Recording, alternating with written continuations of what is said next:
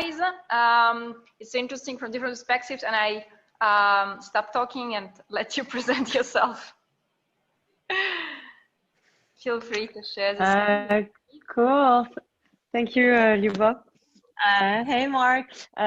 Beautiful graphics. I'm so happy that all the speakers put some amazing graphics and datas, because our presentation is going to be extremely personal with photos of people doing cuddle puddles.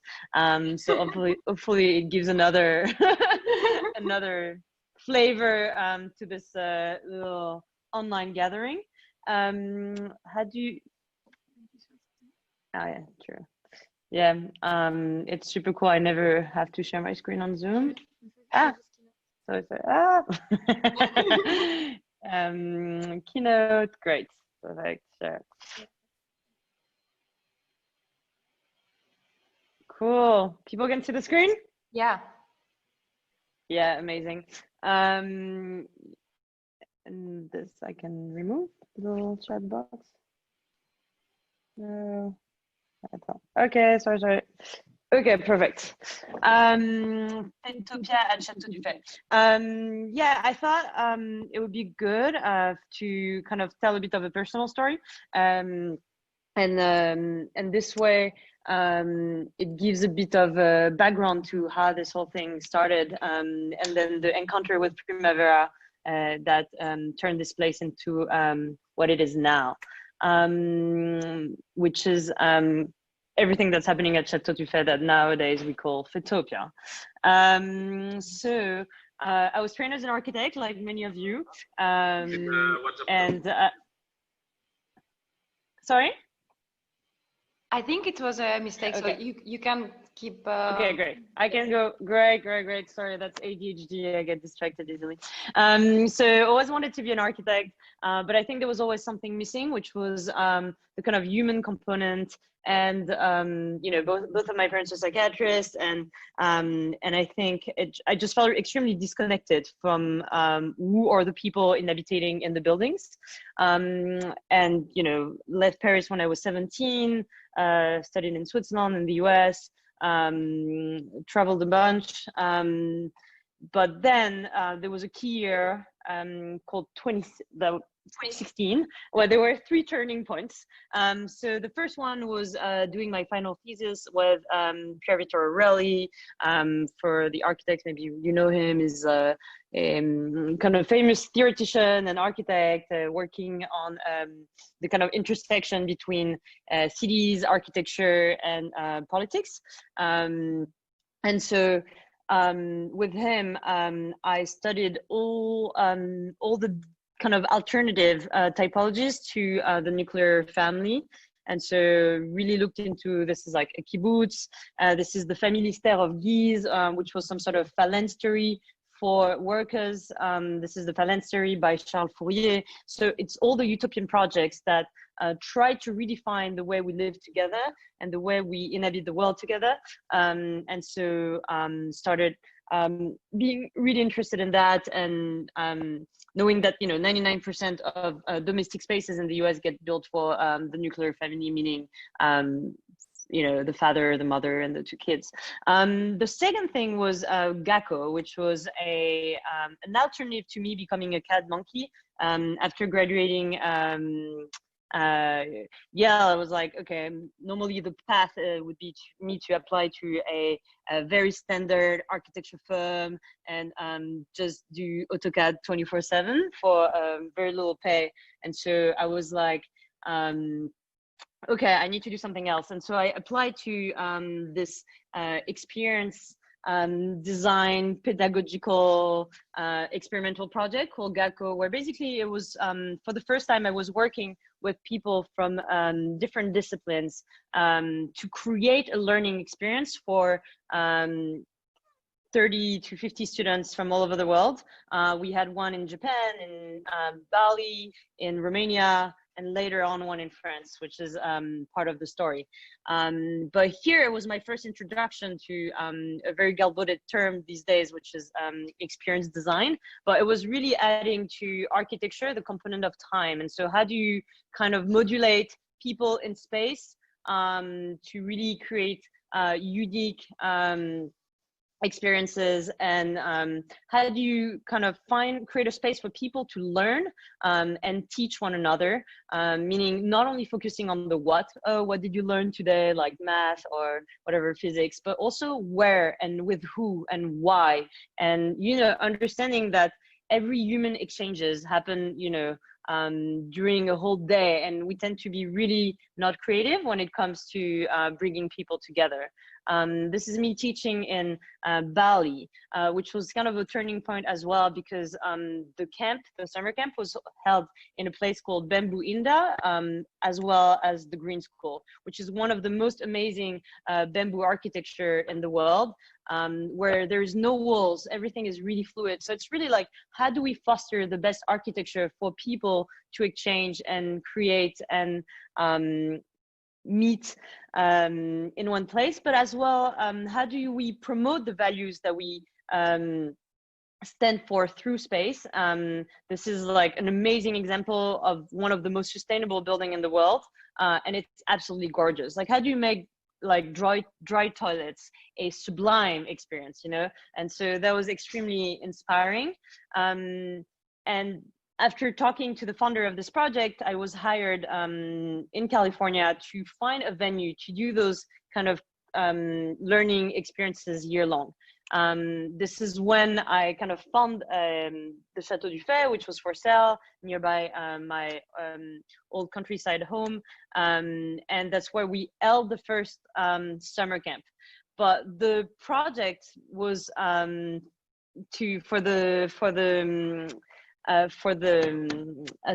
GACO to buy the chateau, which never happened. The chateau was for sale for 10 years. And so I think in some sort of élan, in some sort of spring, how do you say élan? In some sort of enthusiastic madness, my psychiatrist's parents and myself decided to purchase the place so we could kind of do those projects year long. This is an inflatable that I designed with some friends, that was a gathering space, but also a projecting place. And we had this kind of concept of a traveling troupe. So we would travel with our inflatable and go around the world. The third turning point is the embassy network. So I ended up, because I was studying communal living and the housing crisis in San Francisco, and basically alternative in terms of domesticity to what was done, because also the housing market is so high that people are kind of finding alternative ways to inhabit spaces in San Francisco. I discovered a place called the Embassy Network, which is a commune in San Francisco in a beautiful Victorian space where 15 people live together and are extremely involved in the kind of local issues as well as the global issues, and super inspiring. A lot of people that are working in research and science and space, and so I just really felt that a bit like the summer camps, it was a great way to be a better human being, because every day, from breakfast to like dinner, I would learn a new thing. We would collectively decide on best practices, like, from compost to how do we consume, how do we do parties even, and how can you collectively be intentional about the way you live together. But I just felt like, I could stay at the embassy for the rest of my life, because I was so happy, and I'd never been so happy. But Trump got elected. And at this stage, it became very apparent, the kind of divide that existed between the cosmopolitan elite, people from Berlin, New York, San Francisco, that I felt I was part of. I mean, the pure example is in this Zoom, someone in Berlin, someone in Paris, and the division and the disconnection with the rural areas. And at that time, Trump got elected, then Marine Le Pen was on the rise, and I felt, why am I fighting to make a difference in the US, in a country that doesn't even want me, when the same thing is happening in France? And so that was also the reason for buying the Chateau du Fay, because it is in a rural zone of revitalization with median salary of 900 euros. So that's where we arrived, and so this is the place, which looks really nice on this drone view, but there was a lot of work that had to be done, like a lot of invisible work, like redoing the whole electrical system, the whole water system, sewage system, and you know, and creating a vegetable garden, you know, renovating the spaces, you know, just like not with a huge budget. So, you know, trying to do our best to actually just open them and put them outside of water and air. This is like a bit the architectural stance, from like plaster to, you know, seeing the stone.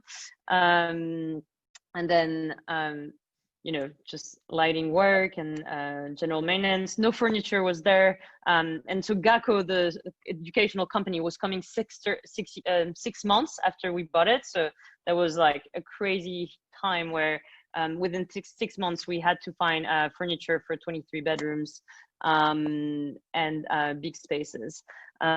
Also working a lot on the kind of ecological side of things, protecting the trees, installing beehives, and restoring the old bread oven. Yeah, I guess the missions are around heritage, arts, ecology, and encounters, but we don't have to stay too long about that. We don't have to talk too much about it. But then there was always this idea of reinventing the way we exist together, but the fastest way to kind of observe and use this place as a kind of laboratory to see how people mingle and interact.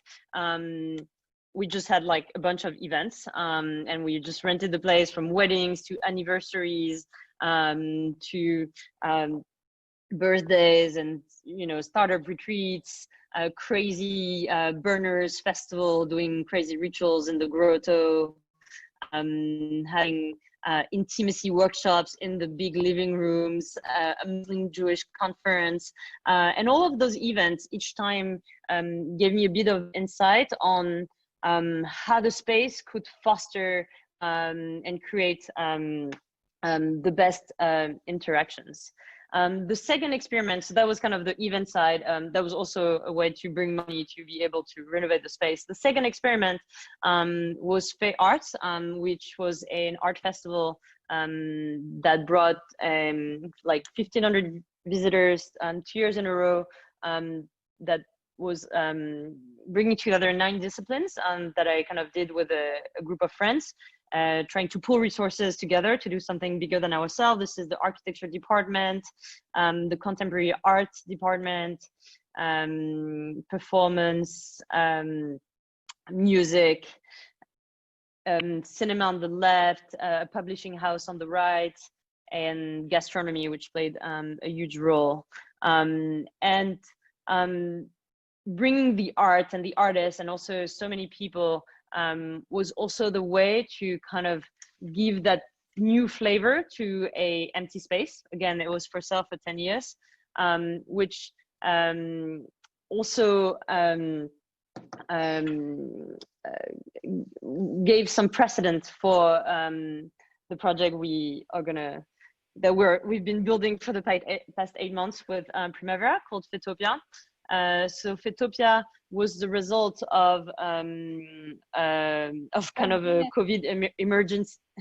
Sorry, Jess, I didn't want to interrupt, but if yeah, just to tell you that 5 minutes you can have, but talk as much as you want after then. Yeah.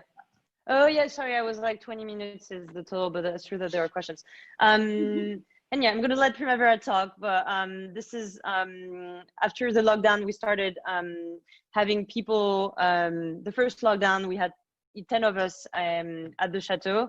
And for the past 8 months, the chateau's been turned in some sort of hybrid between a residential hotel, people living together, and really collectively going from workshops to parties to intellectual discussions to you know, smoking cigarettes on the terrace, to a Thanksgiving dinner yesterday. to installing a hot tub. This is just a way to convince you to come back. And so this is that's why we have Primavera, our in-house CNRS researcher that has been theorizing everything that we've been doing. I just set up the space. Primavera can jump in with what the fuck this is about. Yeah, so I'm just gonna spend like 5 minutes to talk a little bit about like what is it that is really happening. I don't hear you so well. Wait, maybe my mic is. Can you get closer? Can you get closer to the mic? Maybe Sorry. you take both. Yeah. So basically, the idea is that so Jess has set up this space, but at the same time, inside we're also setting up like some kind of what we call social permaculture. Basically meaning that we're crafting a space for people to interact in a particular manner. And the concept of social permaculture is that everyone is actually contributing to the whole by actually finding its place, but without necessarily having this kind of like roles and industrial type of farming in which everyone has to do something, but it's actually the interconnection and the collaboration, the dynamics that emerge. And the goal is actually like in terms of infrastructure and architecture is finding who are the people and what is the diversity of individuals by putting them together are actually gonna feed each other with knowledge, with relationship and so forth. And so basically, I think there is like two important things that are happening inside this space. The first one is connected with like relationship and like emotional scarcity, which is something that Jess has been exploring for many years. And the idea is that in current society, there is this kind of crisis of loneliness, and every single individual is constantly seeking and struggling for like achieving some kind of social appreciation. And what happens is that most of the time we actually like socialization happens always like outside of the house, except like within the family. But like when we want to meet people, we go to a cafe, or we go to the cinema, or we go to a dinner and so forth. And so there is always this kind of in some way, like the social relationship is mediated by an actual by an activity, which is you're looking at the cinema together, you're eating together, and so forth. So there is this kind of like transactionality and commodification actually of the social relationship, and it's very rare that we spend time actually just spending time together. Like it's really difficult that we just say, oh, let's meet each other and just hang out. We always hang out and do something. And here there is really this desire of creating a space where people can, with no special purpose, just like by living together, then you're actually creating those very deep social relationship and like individual emancipation. And we have like all these this notion that when you come into this space, because it's such a different space from where we usually work or live and so forth, then we can actually experiment by being really ourselves. Like there is no need of pretending to be someone else. And once you start living together for a long time, then all the masks that you usually wear in order to face the external world, they can actually drop. And when those masks drops, that's when we actually create those direct human connection between each other. And so one of the very beautiful things that we noticed here is that basically most of the time, every single individual is always fighting in order to fulfill like the Maslow hierarchies of need, like so from the most basic, shelter and food and security, and then social connection and like and then eventually self-realization. And what we notice is that here, because everything is shared and because like basically the shelter is covered and we're like mutualizing on the food and on all these things, and there is always, literally always someone with whom you can speak and that is helping out and so forth. So we reach a point in which we realize that over the time, like all those basic needs are actually fulfilled because we're helping each other fulfilling them.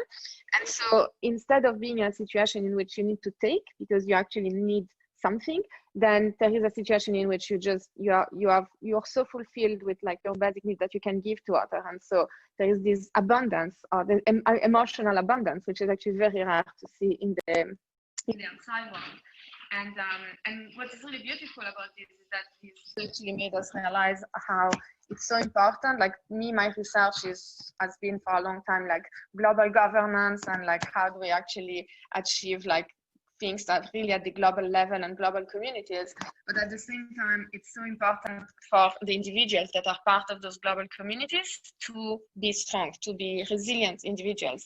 And in order to be strong as an individual, in order to have the capacity to act in the world, then it's really important to have a local community that is actually helping you and that is supporting you, so that then like this kind of intermediary between the local communities and then connecting the individual at the global level, and then people can become much more powerful because they are supported at the local level. So that's one side, and then the other side is something that is a little snippet to Mark as well, because Mark was actually here and strongly contributed to the conception and the initiation of this whole research that we're doing here about institutions. So what happened here is that by living together, there is actually a lot of knowledge that is exchanged, and this knowledge is not exchanged in the traditional way in which you have like a lecture and you have someone that is, you know, explicitly saying something and teaching something, but it's actually this kind of knowledge externalities that happen just by the fact of living with someone that has specific expertise. And there is this kind of contamination that happens at the inductive knowledge level. And so by living together, you're actually sharing those knowledge externalities. And those are actually extremely interesting dynamics that emerge. And out of that, we started really exploring, so what are those types of dynamics? Like how can we learn in different ways? And that's kind of where this whole field of research emerged about institutions, which is kind of like different dynamics of like social dynamics that do not happen based on like roles and rules, but rather on individual relationships. And so what we're doing here is actually we're using institutional methods in order to study the functioning of institutions. And the idea is really to bring people outside of the traditional structures, outside of the traditional role that they embed, in order to rather let them just be individual humans and connect with each other and actually create those kind of rhizomatic connections. And like basically people come here and they learn and they teach and they become part of this network. And then when they move back outside, then they can somehow give back all they have learned to their own networks that are in the external world. And so what we're trying to do here is kind of like taking example of like the Cerisy Castle to create a space in which people can come here and really exchange knowledge in like something is happening with your mic. Sorry? Yeah, so something is happening with the mic, but if you can wrap up so that we can come to the discussion, that would be the best, because I think that people have really a lot of questions to everything what you're saying. I mean, I think that's about it. So basically just the idea is like these institutional dynamics is like really like a source of creating different way of learning and teaching and promoting serendipity and promoting like individual relationship as opposed to specific roles, and more oriented towards like cooperation rather than competition and so forth. And yeah, I think like the idea is like we will continue to experiment with those things and like connecting with others like community living and the embassy network and so forth. To see like how we can actually further those dynamics both at the emotional level and knowledge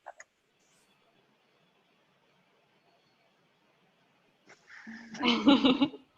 Okay, thanks a lot, Prima and Jess.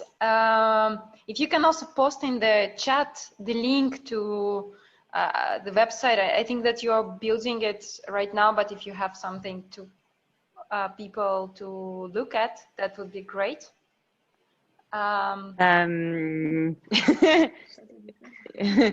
Yeah, it's really in progress. So I'm a bit. Yeah, I mean, why not? This way, feel free to jump in to help us build it. Yes, exactly. I will have questions, but I want to let others ask because I can ask at any time. And it will be long conversations. Well, I'm gonna ask a question if nobody else wants to ask. But yeah. Oops. Okay. Yeah, you just jumped from. Okay. My question. So that will be to Prima. And there's two questions. So in the design of this kind of collective system, a collective community, and that you achieved kind of the tribal stage, and you know that reminds me a bit of when you read *Sapiens* by Yuval Harari. He said that there's been this drama of agriculture, that before you had this tribe life that was actually pretty enjoyable with a scale that was enjoyable, and then agriculture screwed everything because it scaled things, and to scale you need to invent processes and to institutionalize the groups. And so I guess my question is, the two things that are hardest to cope with communities are scaling and sustaining. Scaling is coping with like how many people can you cope, and how many people can you cope with in your community so that you actually still have this enjoyment. And the second thing is, at the moment where everybody at Fey will have been replaced by new people, how do you ensure continuity of the processes that you have begun, right? Which is basically, what's your genome? How do you encode something so that as a complex systems, whatever happened in 100 years is actually similar to what's happening now? So how do you encode the information to gather that process without institutionalizing, which is creating a set of rules and processes that people will reproduce in 50 years?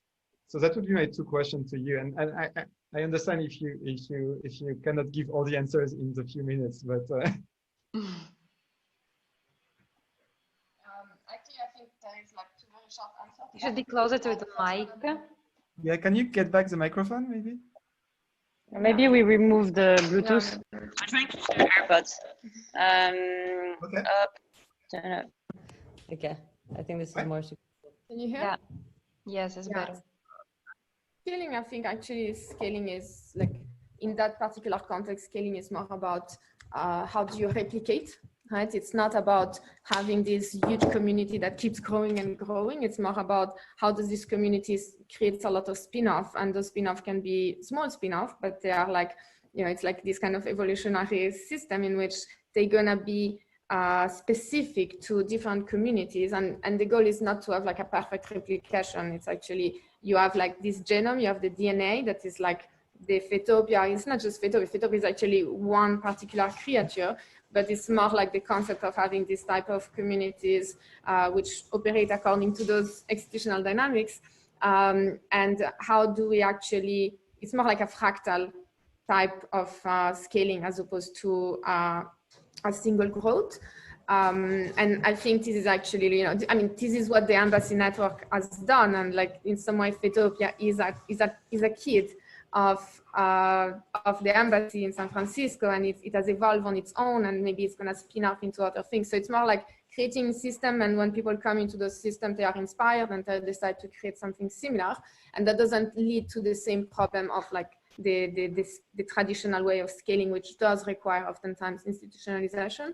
And with regard to like, how do you ensure that things stay the same? I think actually, perhaps that's the whole problem. Like, I think the goal is that things constantly evolve, and actually it has been very beautiful to see how since the first day of the confinement until today, things have been in constant dynamic evolution. And of course, there is this kind of like common thread, but if you look at like day one and today, it literally has nothing to do with each other, except for that it has a common story.